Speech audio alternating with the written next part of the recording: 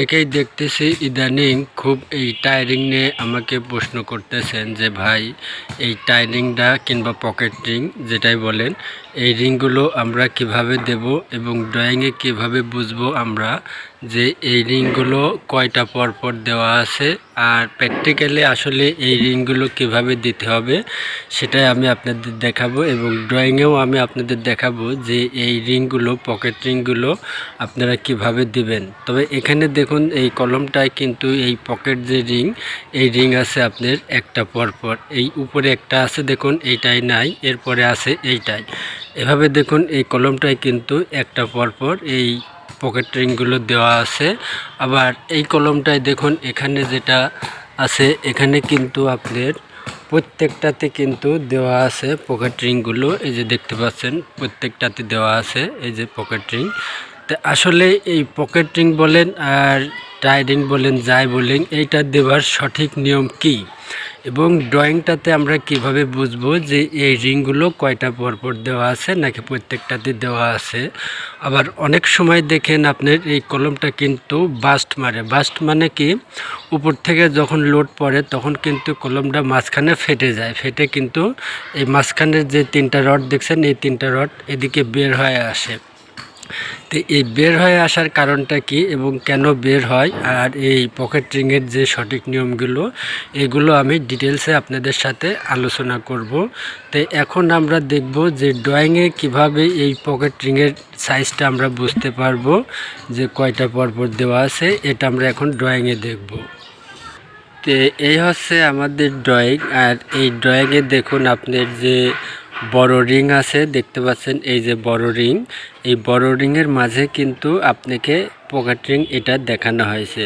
তো আসলে এখানে কিন্তু আপনার উল্লেখ করা নাই যে এই পকেট রিংটা কয়টা পরপর দিতে হবে, যেহেতু এখানে বড় রিং একটা দেখানো হয়েছে আর এই বড় রিংয়ের মাঝে কিন্তু আপনাকে পকেট রিংটা দেখানো হয়েছে। তাহলে আমরা সেক্ষেত্রে অবশ্যই বুঝতে পারি যে আমাদের পকেট রিংটাও কিন্তু প্রত্যেকটাতেই দিতে হবে।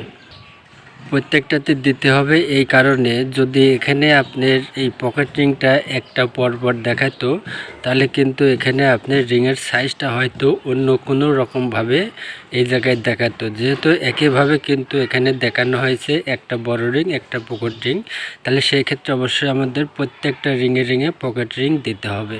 তো এখন প্রশ্ন হলো যে এই কলমটায় দেখুন এখানে আপনার প্রত্যেকটা রিংয়ে কিন্তু পকেট রিং দেওয়া হয়েছে। আবার এখানে এই কলমটাতে আপনার একটা পরপর পকেট রিংটা দেওয়া হলো। আসলে এটা কেন দেওয়া হলো আর কি জন্য দেওয়া হলো সেটা আমি আপনাদের বলি। অনেক সময় দেখা যায় যে কাজের ক্ষেত্রে আপনার এই পকেট রিংগুলো কন্ট্রাক্টর কিংবা আমরা যারা সাধারণত কাজ করি তারা একটা পরপর দিয়ে থাকি কিছু সময় বাঁচানোর জন্য এবং কাজটা দ্রুততার সাথে করার জন্য আমরা একটা পরপর দেয়া থাকি। আসলে সঠিক নিয়ম হচ্ছে আপনার এই পকেট রিংটাও কিন্তু প্রত্যেকটা রিংয়ে দিতে হবে। আপনার এই যে এখানে দেখুন অনেকখানি গ্যাপ, কিন্তু বড় রিং কিন্তু আপনার কোনো গ্যাপ নেই। বড় রিং যে কয়েন্সি পরপর দেওয়া আছে আপনার এই পকেট রিংটাও কিন্তু সেই কয়েন্সি পরপরই হবে। তো এখন এই যে কলমটা বাস্ট হয় কারণ হচ্ছে এখানে যখন এই পকেট রিংটা থাকে না তখন এই তিনটা রডের কিন্তু এখানে সাপোর্ট নাই। তো সেই ক্ষেত্রে কিন্তু আপনার এই পকেট রিংটা প্রত্যেকটাতে দিতে হবে। আর এই সমস্ত কারণে কিন্তু আপনার কলম বাস্ট হয়।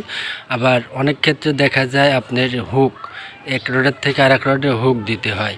তো সেই হুক দিতে হলে পরে এখানে আরও রড থাকলে পরে হুক চলতো।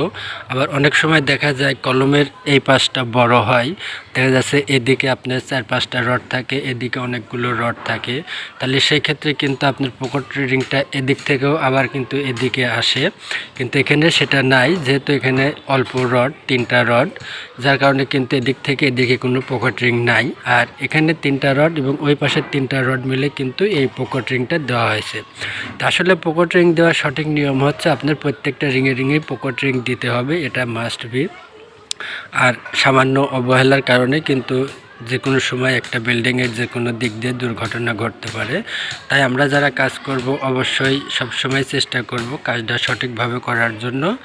বিটিএসের যদি কোনো সমস্যা মালিকের না থাকে তাহলে আমরা সামান্য সময়ের কারণে বিল্ডিংয়ের কাজগুলো সঠিকভাবে করতে পারি, কোনো অবহেলা না করে। তো যাই হোক, অবশ্যই আপনারা বুঝতে পারছেন যে এই পকেট রিংগুলো আপনারা কিভাবে দেবেন এবং দেওয়ার সঠিক নিয়ম কি। তো ভিডিওটা ভালো লাগলে একটা লাইক দিতে পারেন এবং এমন নতুন নতুন ভিডিও পেতে চ্যানেলটা সাবস্ক্রাইব করে রাখতে পারেন। আর যারা করেছেন তাদেরকে অসংখ্য ধন্যবাদ।